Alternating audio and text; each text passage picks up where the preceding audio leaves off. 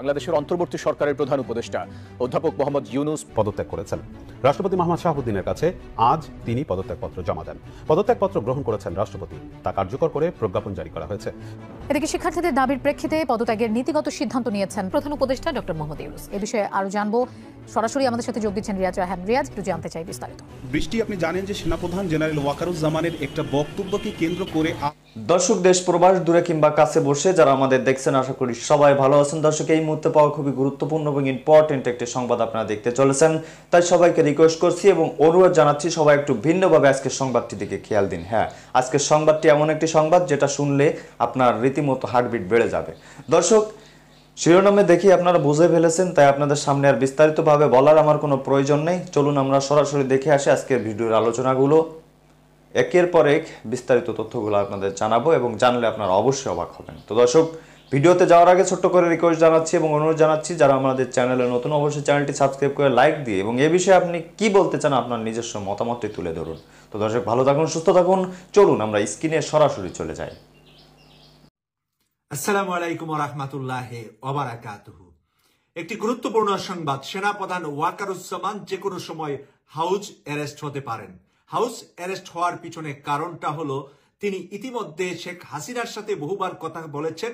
দিল্লি যাওয়ার পর থেকে উনি যে ভারতে এবং দিল্লিতে হাসিনার সাথে এবং ভারতের কিছু সেনাবাহিনীদের সাথে যোগাযোগ রেখেছেন, সেই কল রেকর্ডগুলা আবার ওনার জুনিয়র যারা বাংলাদেশপন্থী আর ভারতপন্থী, দুটা পন্থী সেনাবাহিনীর মধ্যে আছে, যারা বাংলাদেশপন্থী, যারা বাংলাদেশের জন্য জীবন দিতে দ্বিধা করবে না, তারা সেই কল রেকর্ডগুলা করে ফেলেছেন। এই কল রেকর্ডগুলার ভিতরে বিভিন্ন ধরনের আলোচনা আছে। সেই আলোচনাগুলা আমরা বাহিরের জগতের মানুষের কাছে আসা সহজ বিষয় নয়।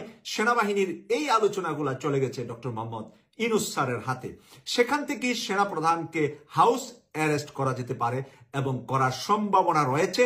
তারপরে ভারপ্রাপ্ত অথবা সেনাপ্রধান নতুন হিসাবে যিনি, এর মধ্যে সিনিয়রিটি আছে এবং দেশপ্রেমী আছে, সেখানে তাকে হয়তোবা নিয়োগ দেওয়া যেতে পারে বা হতে পারে।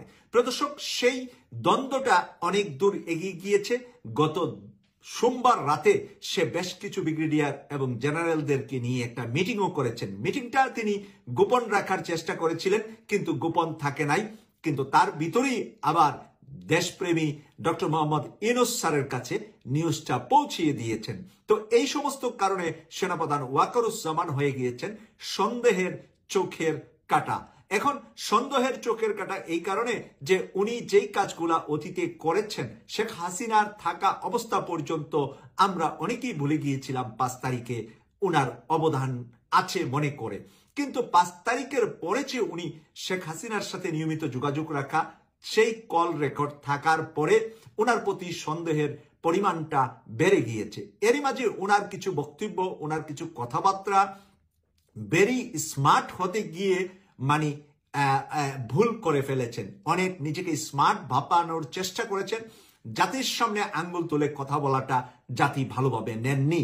কারণ জাতিকে দিক নির্দেশনা দেওয়া, রাজনৈতিক দলগুলাকে ধমক দেওয়াটা সেনাপ্রধানের কাজ নয়। কারণ রাজনৈতিক দলের ভিতরেই লুকিয়ে আছে বাংলাদেশের 18-20 কোটি মানুষ, যাদের ট্যাক্সের টাকায় ওনার গায়ের জামাটা, ওনার হাতের পেন্সিলটা সবকিছু কেনা হয়। ওনার রেশনটা, ওনার ঘরের খাবার, ওনার বাহিনীর সকল খরচ বহন করে জাতি। তাই এই জাতির সাথে আঙ্গুল তুলে কথা বলার মতন জাতি এই মুহূর্তে নয়। এই মুহূর্তে না বলে উনি যদি শেখ হাসিনার সময়ে আঙ্গুল তুলে কথা বলতেন, তাহলে আজকে এই জাতি উনাকে মাথায় নিয়ে হাঁটতো।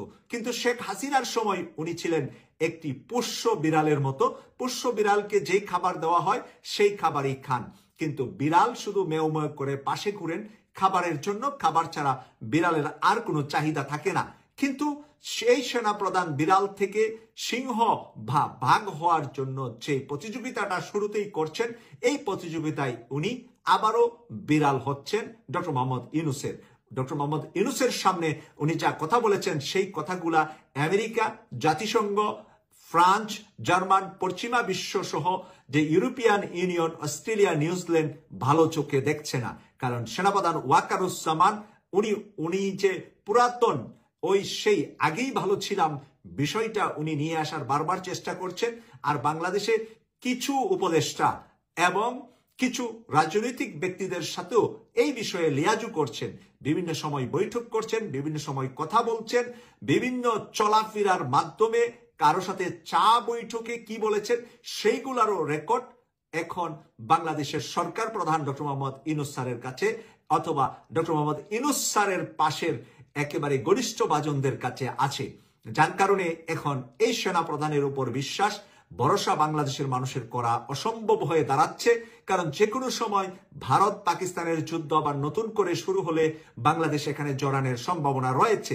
তখন এই সেনা প্রধান দিয়ে কতটুকু আমরা ভালো ফলাফল ঘরে আনতে পারবো, নাকি ভারতকে সুযোগ করে দিবে বাংলাদেশে প্রবেশ করার জন্য, বাংলাদেশের মুসলমানদের উপর, বাংলাদেশের মসজিদ মাদ্রাসা, বাংলাদেশের আলেম উলামাদের উপর ভারত অত্যাচার নির্যাতনের সুযোগ করে দিবেন কিনা ওয়াকারুজ্জামান, এই সন্দেহ ডে বাই ডে বাড়ছে। কারণ বাংলাদেশের আলেম সমাজরা, মাদ্রাসা, মসজিদ বারবার ভারতের কাছে জিম্মি হয়েছে, প্রতারিত হয়েছে, ভারতের কাছ থেকে আঘাত পেয়েছে। ব্রাহ্মণবাড়িয়ার মাদ্রাসার বেশ কিছু ছেলেদেরকে ওবায়দুল মুক্তাদির নিজে গিয়ে মাদ্রাসার ভিতরে মেরেছিলেন, এই বিষয়টা আমরা ভালো করে জানি। আমরা হাটহাজারি মাদ্রাসার ভিতরে মাদ্রাসার ছাত্রদেরকে মারা হয়েছিল, সেই বিষয়টা আমরা জানি। সেই বিষয়গুলা থেকে আমরা জানি যে এগুলা ভারতের হাত এবং ভারতের পরিচালিত এই কাজগুলা হয়েছে। সেই কারণে ওয়াকারুজ্জামান যেহেতু ভারতের সাথে সম্পর্ক রাখছে, ওয়াকারুজ্জামান যদি নেপাল, ভুটান, শ্রীলঙ্কা, মালদ্বীপ আর পাকিস্তানের মতো দেশের সাথে রাখতেন তাহলে হয়তোবা বাহাবা পেতেন, হয়তোবা তার এই গদি বা চেয়ারটি আরো শক্তিশালী হতো। কিন্তু যারা আমাদেরকে সব সময় মেরেছে, পুড়েছে, আমাদের উপর নির্যাতন করেছে, তাদের সাথে তার একটি ভালো সম্পর্কের কথা বারবার ভেসে আসছে। সেই ভেসে আসার কারণে আজকে তাকে হাউস অ্যারেস্ট করার মতন চিন্তা সরকারের এসেছে এবং তাকে বহিষ্কার করা বা হাউস অ্যারেস্টের পরে সেনাবাহিনী থেকে তাকে বহিষ্কার করা, নতুন সেনাপ্রধান নিয়োগ দেওয়া, এই সমস্ত বিষয়গুলাও পর্যালোচনা আলোচনা চলছে। কারণ বাংলাদেশের ডক্টর মোহাম্মদ ইউনূস স্যারকে বর্তমান সময়ে কাঁধে কাঁধ রেখে কাজ করতে চাচ্ছেন আমেরিকার প্রেসিডেন্ট ডোনাল্ড ট্রাম্প, চায়নার প্রেসিডেন্ট এবং পাকিস্তানের প্রধানমন্ত্রী চাচ্ছেন আশেপাশে ম্যাক্সিমাম দেশ, পশ্চিমা বিশ্বের সবাই মানে ওনাকে ব্লাইন্ড চেকে সাইন করে দিতে চাচ্ছেন যে উনি যা ইচ্ছা তা পশ্চিমা বিশ্ব থেকে যেন সুযোগ সুবিধা নিতে পারেন। পশ্চিমা বিশ্ব ওনাকে সর্বোচ্চ সুযোগ সুবিধা দিতে চাচ্ছেন।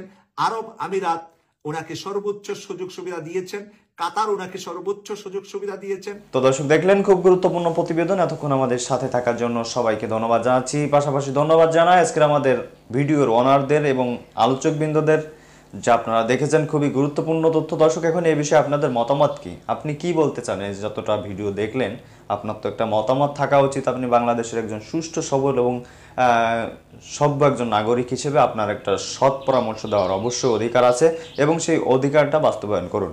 তো দর্শক এখন আপনার মতামতটা করুন। তো কথা আর বাড়াবো না, অনেক সময় ছিলেন।